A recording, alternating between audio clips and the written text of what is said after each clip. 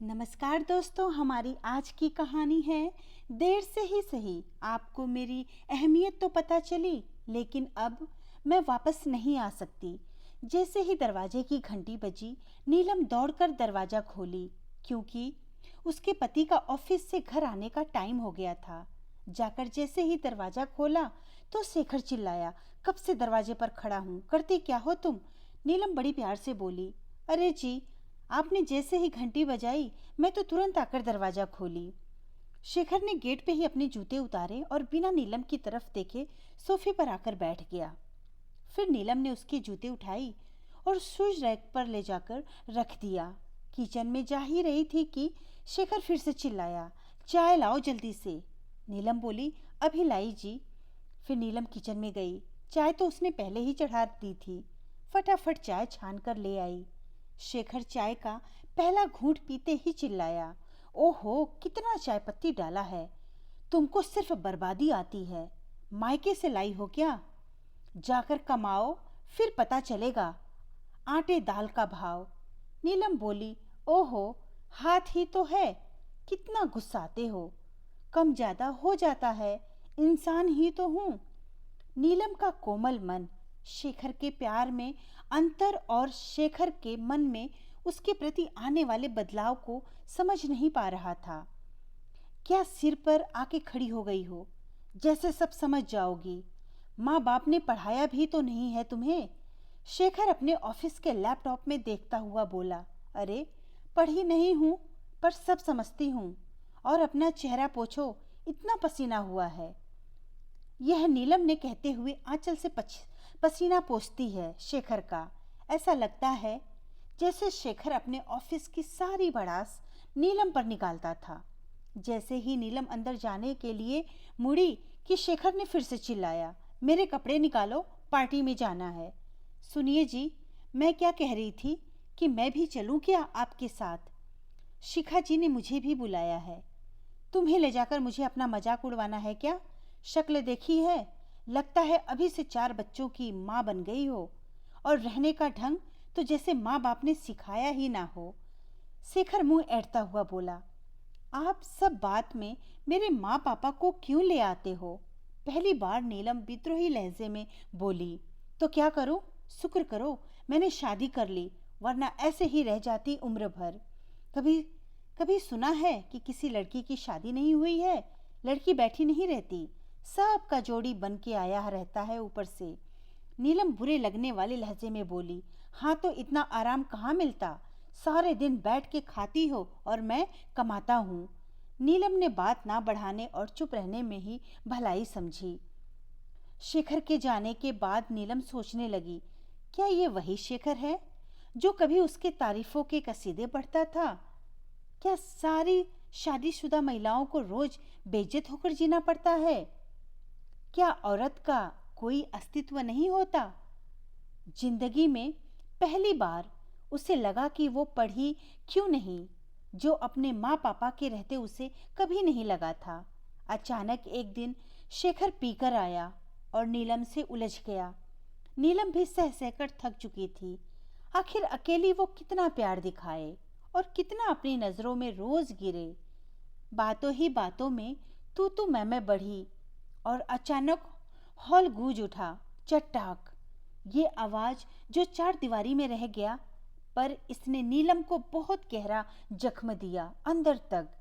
अगले दिन शेखर उठा और चिल्लाया, नीलम चाय ला, 1 कप।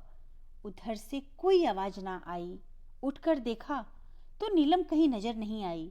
शायद घर छोड़कर जा चुकी थी। घर में उसकी भाभी का राज है। कितने दिन मायके में रहेगी, फिर एक दिन लौटकर यहीं आएगी। गुजारा तो यहीं होगा, मायके में नहीं। शेखर खुद में ऐंठा। चाय बनाने गया, पहली बार खुद से ये क्या, चाय पत्ती ज्यादा गिर गई। जैसे ही चाय छानकर पिया तो उसको नीलम की बातें जहन में घूम गई। कैसे वो नीलम को ताने देता था चाय पत्ती के लिए। शेखर को खाना बनाने कुछ आता नहीं था, ना घर संभालने। थक हार कर खाना बनाने के लिए एक बुजुर्ग अम्मा को रखा। खाना खाते हुए शेखर चिल्लाया, ये क्या अम्मा, सब्जी में तेल बहुत है और चावल में कंकड़ पड़े हैं। अब जो बना रही हूँ वो खा लो बेटा। मैं तुम्हारी बीबी थोड़े हूँ जो पकवान खिलाऊं। बुढ़िया झिड़की। शेखर को फिर याद आया कैसे एक दिन कंकड़ निकलने से उसने सारा चावल फेंक दिया था सिंक में और बहुत बुरी तरह से चिल्लाया था नीलम पर। एक दिन लैपटॉप पर काम करते वक्त पसीना होता है तो शेखर के मुंह से अनायास ही निकल जाता है, नीलम पंखा ऑन करना। फिर याद आता है कि वो तो है ही नहीं। फिर खुद उठ के पंखा चलाता है और याद करता है नीलम कैसे आंचल से उसका पसीना पोंछती थी। ऐसे ही एक दिन, अरे ये क्या बेटा, इतने बड़े ओहदे पर हो और पार्टी में बिना प्रेस किए कपड़े पहनकर जा रहे हो? बूढ़ी अम्मा बोली। क्या करूं अम्मा, धोबी को कपड़े देने में लेट हो गए थे, वक्त पर मिला ही नहीं।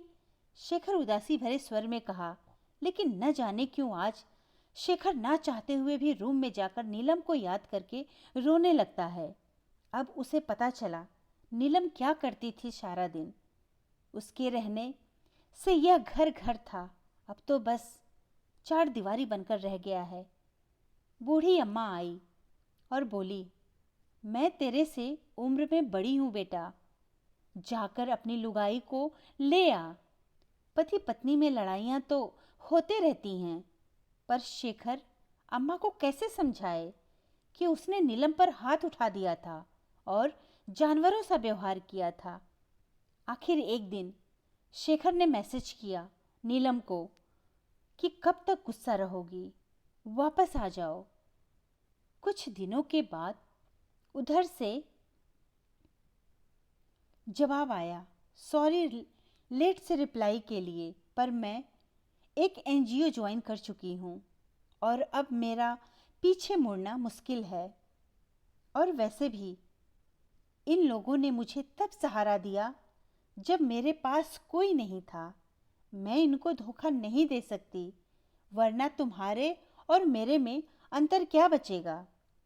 शेखर बोला, मुझे पता है मैं तुम्हारे साथ अच्छा नहीं किया, मैंने तुम्हारे साथ अच्छा नहीं किया, लेकिन मैं सच कहता हूँ, मुझे अपने किए का पछतावा है।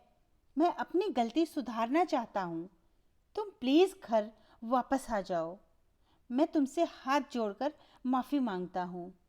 नीलम बोली, मुझे खुशी है कि आपको मेरी अहमियत तो पता चली, लेकिन मैं नहीं आ सकती, एनजीओ नहीं छोड़ सकती।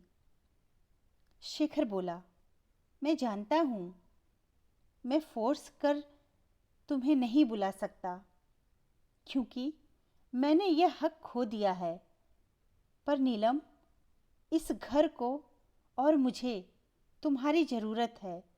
तुम्हारे बिना मेरी ज़िंदगी अधूरी है। जिस दिन तुम्हारा गुस्सा शांत हो जाएगा, उस दिन मेरे पास वापस लौट आना। मैं जीवन भर तुम्हारा इंतज़ार करूँगा। नीलम बस इतना ही बोल पाई, ठीक है, मैं भी कोशिश करूँगी वापस आने का। धन्यवाद दोस्तों। कहानी अच्छी लगी तो लाइक और सब्सक्राइब ज़रूर करिएगा और कहानी अपने दोस्तों को भी ज़रूर शेयर करिएगा।